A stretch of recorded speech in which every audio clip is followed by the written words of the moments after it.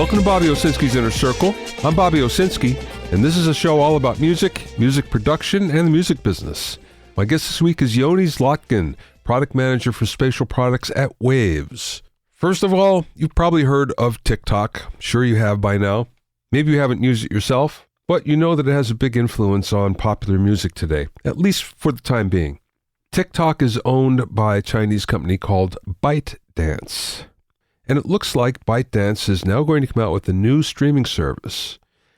This is aimed directly at Spotify, and they're going to initially bring it out in markets outside of China.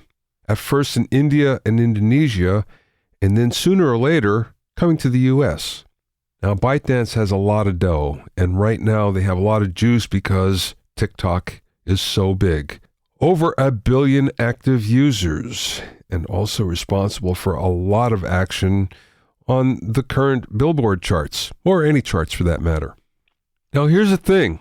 It's easy enough to say that you're going to do a new streaming service, and it's easy enough to put it together, but what the really hard part is that keeps more companies from doing it is getting the licenses from the 3 major record labels. And actually there's 4 if you count Merlin, which is the association for all of the indie labels around the world.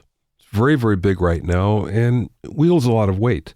So we have basically the 4 major record labels that don't like Bytedance too much these days. And the reason why is when TikTok first came out, the record labels sort of overlooked it. And then when it started to get traction, what happened was they granted Bytedance the licenses for TikTok. But what that means is an artist does not get paid per stream. No, it's a one-time license fee. So if there's something that's really big on TikTok and it plays 1 million times or 1 billion times, it doesn't matter. The artist makes the same thing. So you can be sure that the record labels are not going to make that mistake again. So here we are at Bytedance waiting to come out with a new service. And of course, needing, or at least so far, they think they need the major record labels' various licenses.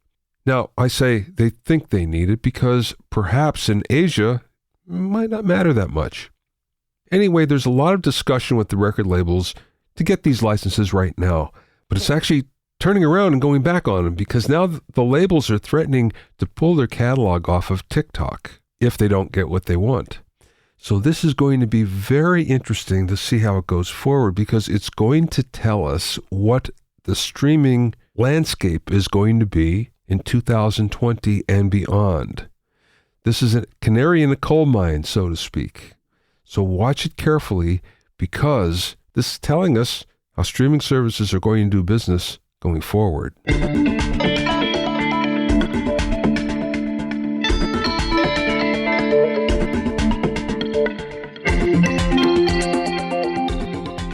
If you have any questions or comments, you can send them to questions@BobbyOInnerCircle.com.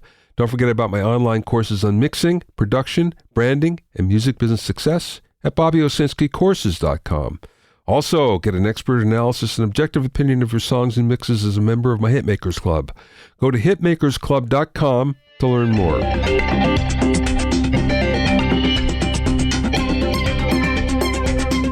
Now let's talk about archiving.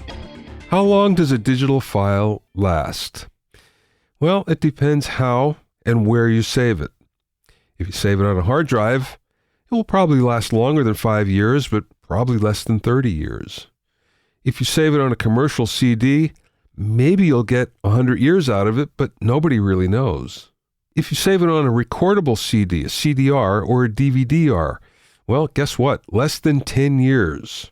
What if you save it on magnetic tape? Well, for sure, it's going to be more than 10 years, but you know what? It'll probably be less than 100, depending on how the tapes are stored. So if you get 100 digital archivists in a room, you're probably going to get 100 different opinions on how to do this. And the whole idea is we want to archive whatever we're doing now, whatever's been done in the past, for future generations. Well, now comes something new, and it's a collaboration between Microsoft and Warner Brothers. They're archiving on a piece of glass about the size of a coaster. A laser encodes on the glass in 3 dimensions. It's called Project silica. It can withstand hot water. It can be baked in an oven. It can be microwaved. It can be flooded, scoured, demagnetized. It's actually built for cloud computing archives, but Warner Brothers saw this and thought, wait a second, this might be a pretty good way to archive our really vast library at maybe the lowest cost. You can only write in this once, but that's okay. It's called cold data. You write it once and you archive it. But you know what? This might actually survive all the formats going forward. And of course, movie studios aren't concerned so much about what they have today. They're more concerned about old movies from the 20s, 30s, 40s, and 50s and beyond. Those things are worth a lot of money, those catalogs. So, in fact, that's really important to them that they don't lose any of it. And as we've seen in recent fires and stories about throwing tapes away, accidentally destroying files, well, you know, if we store them on Project Silica, that might not be the case anymore. So keep an eye out for this because it might be the future of how we archive things. My guest today is Yoni Zlotkin, who turned some ambisonic and binaural college projects into a job as a product manager for what now has become Waves NX. He's now also a product manager for Waves' revolutionary Abbey Road Studio 3 plugin. During the interview, we spoke about the development of Abbey Road Studio 3, how the impulses of the room were taken, the evolution of real-time psychoacoustics, headphones in an immersive audio environment, and much more. I spoke with Yoni via Skype from his Waves offices in Israel. I want to go back to the beginning. I know that you studied psychoacoustics in college. When I looked at that, I thought, well, that's kind of unusual. Normally, that's not offered so much. What made you want to go in that direction? Okay, so basically I studied a sound engineering diploma at a college here in Israel. One or some of the subjects we were studying were psychoacoustics and reproduction systems, as well as, mixing and production. So it was a very wide syllabus that we learned with very talented and knowledgeable teachers. So basically, we studied about binaural and psychoacoustics and also some ambisonics and surround and things like that. And I took it to heart and became really interested in how you could combine ambisonics and binaural and basically create this kind of 3D surround sound experience on headphones. It seemed to me like a very interesting and somewhat unfulfilled potential when I was back then in college. I was thinking, how come Waves hasn't have this plugin yet? That's what I was thinking when I studied ambisonics and binaural and how they could be combined together. When you went to Waves, did you go specifically for that kind of a plugin? Yeah. When I approached Waves, I wrote to them and told them about the projects I've done in my studies. It was a great timing because it was at exactly the time where they've already started developing NX under the hood. It was in the initial R&D stages, or not so initial. It was a year and a half into development. But right at that point, it was when Gilad actually started to gain interest in that project. So it was kind of a low-key project in the R&D. And at some point, it reached a maturity level where Gilad Karen, Waves' CEO, has become very interested in its potential. And right around that time, out of nowhere, I contacted Waves and told them about what I was doing with ambisonics and binaural, things like that. And they just told me, hey, why won't you come over and give us a demo and show us what you're doing? And one thing led to another. I came in to do a demo. And a few weeks after, I got offered to be a product manager for what is now NX. They didn't call it NX back then, but it already had like head tracking through the camera, room emulation, binaural effect going on. It was pretty crude at that point, but it had all the major building blocks in place. So I started working with Waves. Took another close to 2 years till we released the first NX plugin, maybe a year and a half. Just to, like, it took a lot of refining of all the different elements to make sure everything sounds pleasant, and like eliminate anything that was unpleasant in different ways. I was sent some of the early versions. I go way back with Gilad, but I hadn't communicated with him in a really long time. And out of the blue, he contacted me and said, I want you to hear this. And he sent me some of the early versions. It's come a long way to what it is now. Yeah, it did. Thank you. Especially when you now go to Abbey Road Studio 3, which is fantastic. I think that's one of the best plugins ever, really. Wow. I don't understand why more people haven't been using this, because it's really spectacular. So let's talk about that for a while. How long did it take to develop that? Because I know NX came first, and that's the basis of Studio 3. Okay, so the idea was floating around for a long time to do a specific studio, but then it was, I think, January 2018 when we got the green light to go ahead and do Studio 3. So then we immediately started like prototyping to how can this be done? And already around like February, I was already there taking impulse response measurements, using several different ambisonics and binaural microphones, and took that material back to the office, and we started cooking. Started like mixing it all together, trying to see how, because it's like we had the NX, we had the room sound, but like figuring out how to combine them together in a way that sounds natural and like unified is it's just one thing. It took around a year and a half, I think, till the plugin actually came out. It was when it came out in July. So yeah, a bit more than a year and a half. How was Abbey Road Studio 3 chosen? I have to say, I understand from a marketing level, of course, you want something from Abbey Road because that's such a high bar, that everybody wants to achieve. But that being said, I'm curious because there's so many great sounding control rooms around the world. And Abbey Road Studio 3 is kind of unusual for the speakers that they use, the Questeds and BMWs and ATC Nearfields, which I've never seen that combination anywhere else. I think the decision for Abbey Road's side, because we were asking for permission from them to do something in those lines, and I think initially they did not approve because, I don't know, there were some like business reasons and like possible, maybe they were thinking it might decrease the value of the actual studio, or I don't know.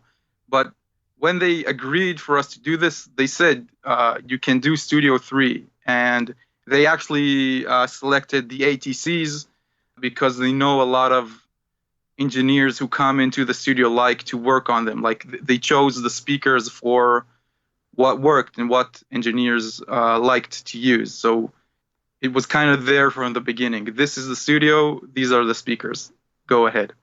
We could have probably done a similar work in a different studio. We might eventually do something similar with a different studio. I can't know for sure now, but it's definitely an idea that's floating out there. When you took impulses of the room, you're taking ambisonic impulses, right? That's right. What were you using to do that? The mindset was we're going to do some trial and error. There's no like golden path. This is the first time we're doing this. So we used several different microphones and tested out which one of them would just sound the best and work out better. We used a Soundfield SPS 200. We used an Ambio from Sennheiser. We tried a Neumann KU 100 for a reference.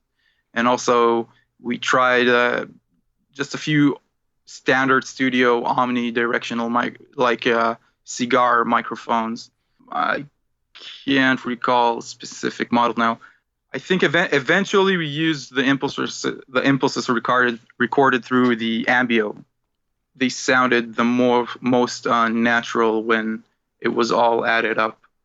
That sort of makes sense because that's the newest microphone out of all those that you mentioned. So it's the latest technology, actually. Also, I think one advantage, its capsules are closer apart, are closer apart to each other than the Soundfield one. The Ambio capsules are really tightly put together, like they're large and then tightly put together. So I think that was an advantage of the Ambio. Also, we took the impulse responses, but then we did post-processing and manipulation of the raw impulse responses, again, to make it all fit together with the NX algorithms. So we experimented about how to orient the microphone, how to decode the ambisonics impulse responses, how to it's like the NX provides the dry directional part of the effect, and then the impulse responses provide the surrounding ambient. So we needed to find out how to just cut a bit of the initial part of the impulse response to make room for the dry part of NX, which gives us a very sharp and precise direction. So it took a lot of trial and error to just make this sound natural. So how many impulses would you have to do? I know that if you're tuning a room using impulses, then the more you do, the better the response will be. It must be the same with this then, right? Okay, so we focused around the sweet spot, the listening position. That's where you record from, and then we took an impulse response from each speaker individually. So each speaker basically has 4 impulse responses that represents how the room reacts to that speaker from its position. So each speaker in its different position reacts a bit differently with the room. And when you listen to it, these subtle differences in reverb of each of the speakers add up to something that sounds real and natural, because that's how we are used to experiencing speakers in rooms. They each have a bit of a different response. Also, the reason why we chose to use ambisonics impulse response is because it allows us to rotate. You know, ambisonics is very easily rotated. And when we do the head tracking, it was crucial that we also rotate the ambient. Because although you can't really pinpoint the direction of the reflections, it somehow adds up to something that sounds right, sounds natural. So let's say if we'd have just recorded a binaural impulse response, we couldn't have eventually rotated it, right? Yes. That's a reason why we went for an ambisonic impulse response. What's amazing to me is that 10 years ago, if we would have talked about real-time head tracking and environmental movement with your head, it would have been fantasy. And here we are, it works, and it's working in real time. It's pretty amazing, actually. Yeah, I mean, I think in recent years, the CPU power of our computers have risen significantly, which opens, new possibilities that 10 years ago were unimaginable. They wouldn't have fit on a CPU, let alone let you work in real time with an entire mix session going on. And this increase in CPU power allows us to go further and do more demanding things of the CPU. What I find interesting here is this plays into the way people are making music today, where I get lots of engineers of all different age groups on podcasts that I speak with. And it's funny because the younger engineers basically say, yeah, I'll record in a hotel room because that's what my client wants me to do. And then they want me to mix and master it because it'll go online tomorrow. So if you're doing that in a hotel room or backstage or on a bus or something, you want an environment that you can listen to that's the same all the time. And that's why this is so important, I think, because you get a great environment that's always the same, no matter where you're at. Yeah, that's one of the key advantages, that it's so practical and easy to use. You just carry it with you. If you have a laptop and your trusted pair of headphones, you're all set up to do some critical listening and mixing decisions. And yeah, I think a lot of people work in headphones not out of their it isn't their first choice. It's a necessity. It's a practical necessity that just how the music industry evolved, and with all the home studios and getting a good set of speakers in a good sounding room is a very high demand. It's not an easy thing to come by. So I think that's one of the main reasons we got into this project and aimed it for the pro audio market. You could have imagined that a project like NX, initially it was thought of as a project for the consumer audio market, because we Waves have our Max Audio suite where we incorporate DSP algorithms on consumer electronic devices. So initially it was thought of as for consumer electronics, but once we started working with it and thinking about who is going to use it and how it's going to be adopted, at a certain point it was decided that our first target would be the pro audio market. And I think that also is what drove us to take this to the highest standard we could possibly take it and invest the time and efforts to get there, because pro audio users are very picky. They know what they like, they know what they hear, they know what they expect to hear when I tell them this is going to give you a stereo image, a speaker-like stereo image on headphones. They know what I'm talking about. And if it's not giving them that, they immediately say it.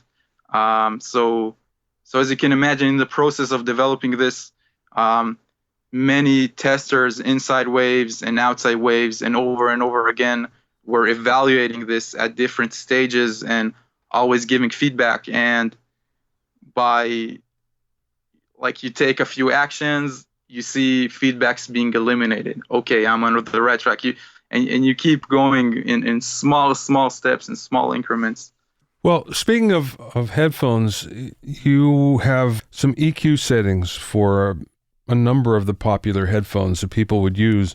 What I found was when I first tried it out, I was using my MX50s without any EQ, and it sounded great to me.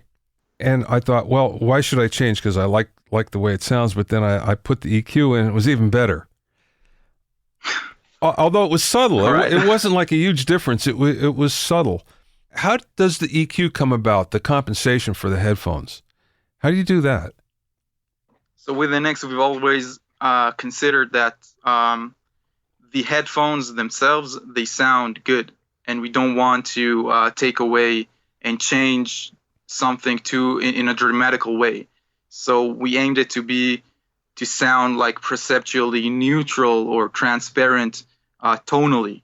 So if you have your headphone is bright sounding and you're used to it, you put an X over it, it's still bright sounding. If your headphone is boomy, you put an X over it, it's still the same kind of boomy. So this is the reason why essentially it works good on almost all the headphones we've tried it on, because in the first place, it preserves the original sound of the headphones, and it comes across as kind of transparent and just adding the spatial element. So as you said, you put it on your headphones, it sounds good. And then comes the EQ part, the headphone EQ part. So with the headphone EQ, we've actually used headphone measurements done by a third party. We've collaborated with an existing headphone measurement database. And we did quite a few testings around it to see how we can use the measurement to improve each headphone in a systematic way. Like we wanted to have a recipe to take a measurement and derive a correction. And eventually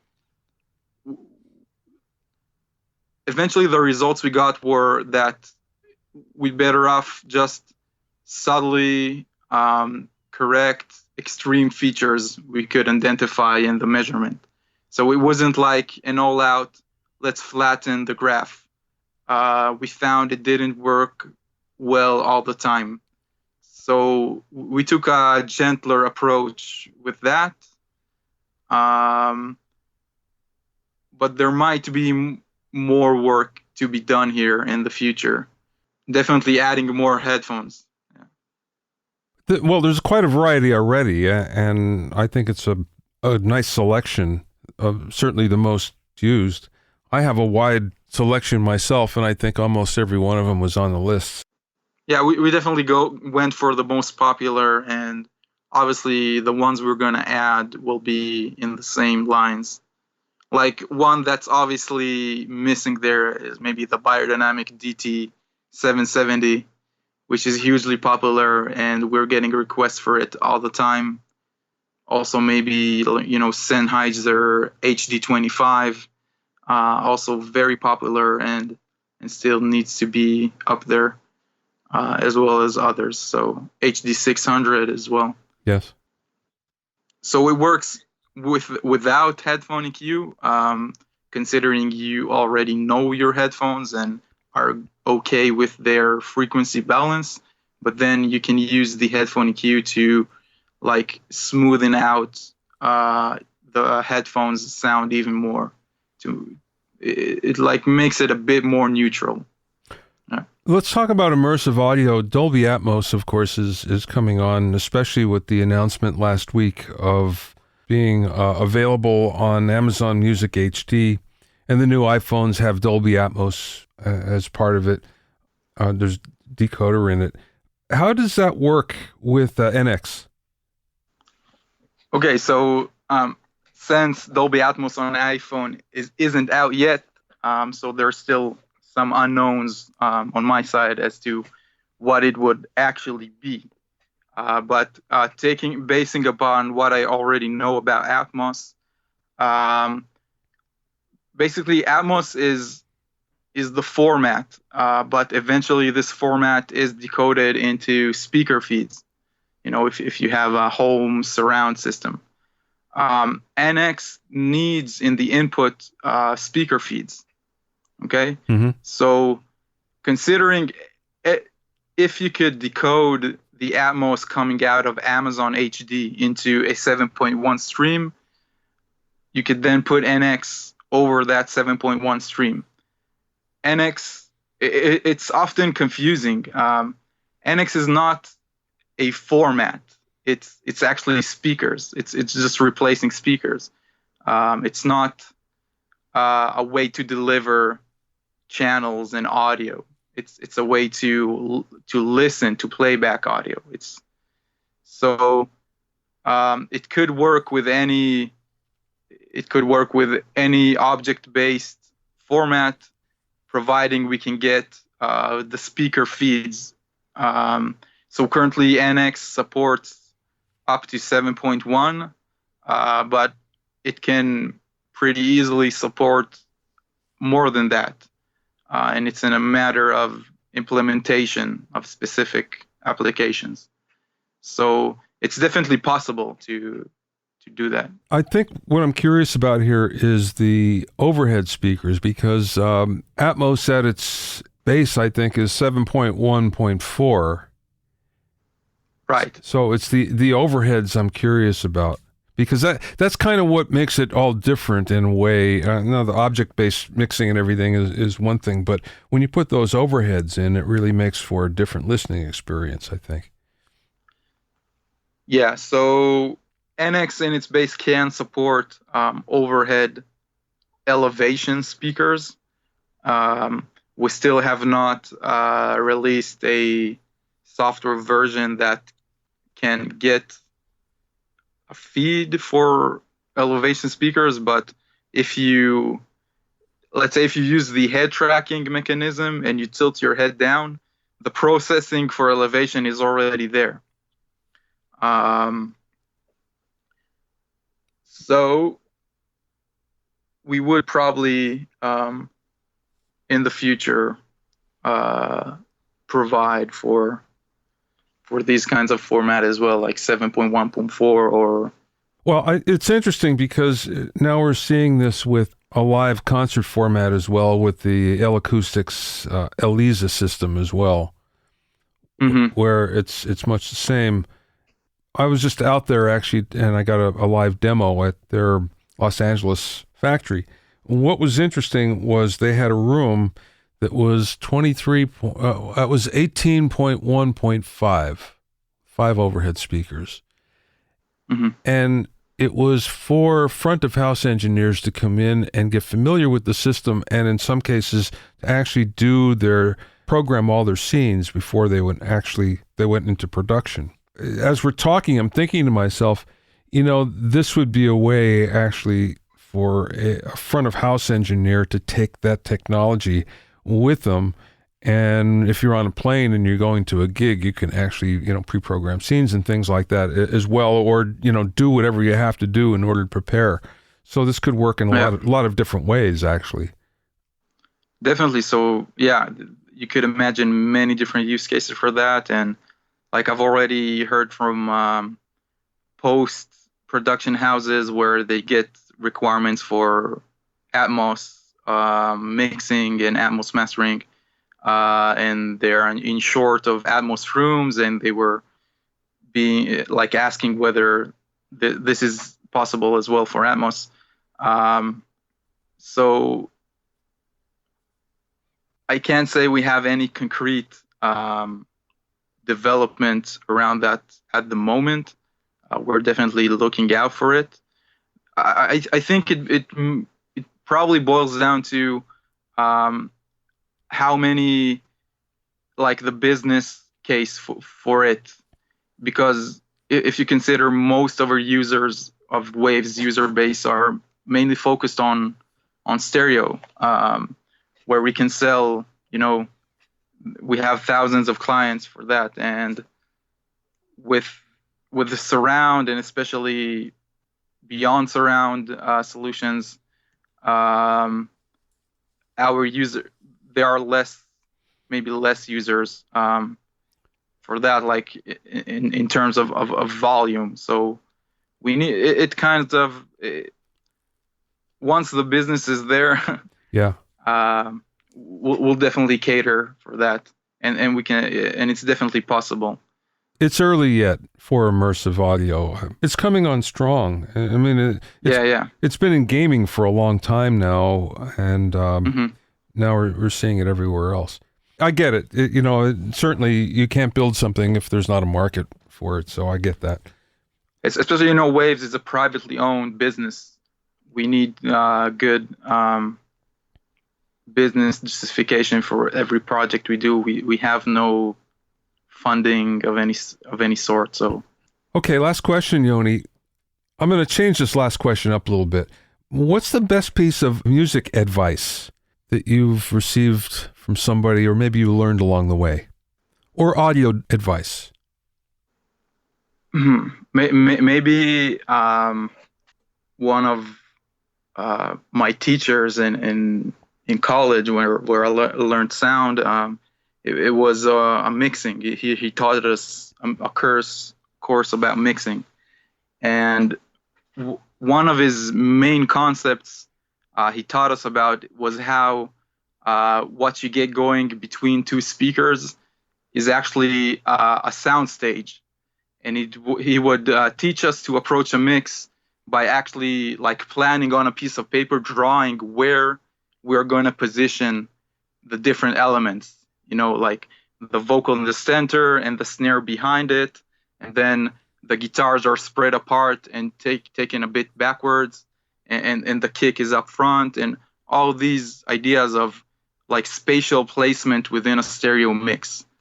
And once he taught me that, and I started to think about stereo mixes in that way, I then realized that what I was having going on in headphones was different. And then when we were going on to develop NX, that's what I was looking for to recreate on the headphones. So that concept, which I was taught back in college, I'm always thinking about it in terms of like the stereo image, the positioning of sound and space around me, even in a stereo mix.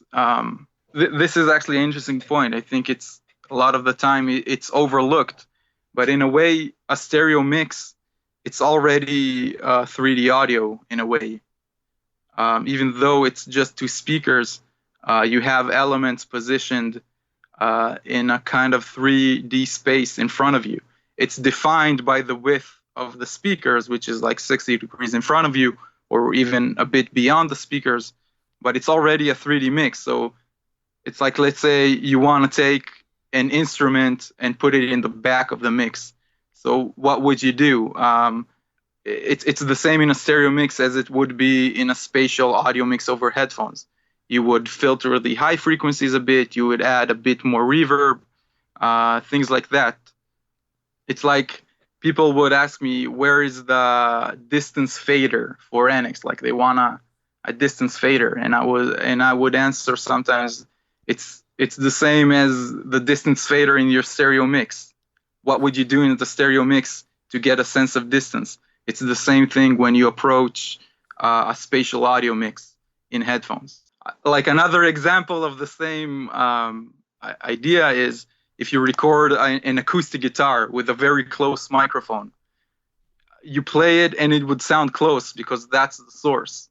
If you put a microphone 2 meters away, it would sound far away, even if you're listening to it on a speaker that's close by. So like the sense of distance is a lot of the time dependent on the source itself and not specifically a spatial audio process you would imply over it. So all the basic ideas and workflows of standard stereo mixing also apply to spatial audio mixing over headphones. Thanks for listening and being in my inner circle. Remember, if you have any questions or comments, you can send them to questions@BobbyOInnerCircle.com. To listen to other episodes of Bobby Owsinski's Inner Circle, go to BobbyOwsinski.com and select the podcast tab, or go to BobbyOInnerCircle.com, or you can find it on iTunes, Stitcher, Mixcloud, Google Play, Google Podcasts, Spotify, Deezer, TuneIn Radio, Radio Public, and Podbean. At BobbyOwsinski.com and BobbyOInnerCircle.com, you'll also find a sign-up form for my newsletter and for alerts to new podcasts. This is Bobby Owsinski. I will see you next time.